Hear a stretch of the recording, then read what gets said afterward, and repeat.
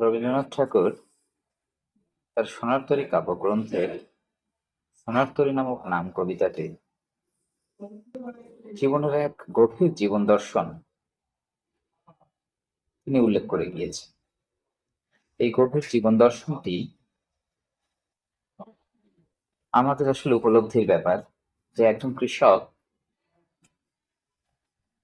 তার সারা জীবনের সঞ্চয়, সারা জীবনের যে কষ্টার্জিত যে ফসল, সেই ফসল নিয়ে বসে আছে।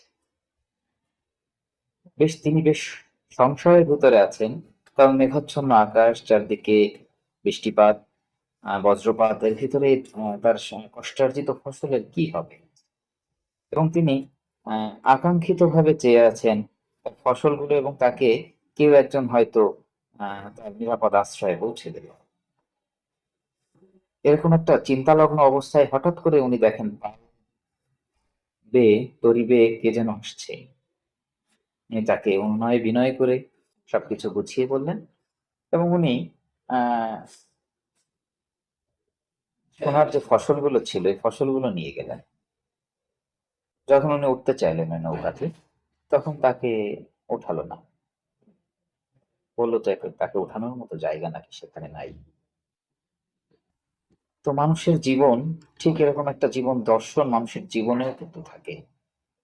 আমরা সারা জীবন ধরে যে কষ্টার্জিত পরিশ্রমের যে ফল, এই ফলটা যে সারা জীবন ধরে সঞ্চয় করার চেষ্টা করি, আমাদের মাথার ঘাম পায়ে ফেলে এই ফল কিন্তু আমরা ভোগ করে যেতে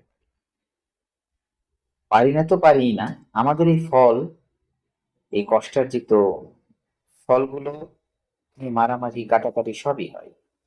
এগুলোর ভার সবাই নিতে চায়, এগুলোর ফলটা ভোগ করতে চায় সবাই। কিন্তু মানুষের শেষ বয়সের যে ভার, এই ভার যেন বহন করার মতো কাঁধ আর পাওয়া যায়। এই যে গভীর জীবনবোধ রবীন্দ্রনাথ ঠাকুর তার সোনার তরী কবিতার ভিতরে দিয়ে গিয়েছেন, এ যেন আমাদের সামগ্রিক জীবনের মর্মান্তিক ছবি।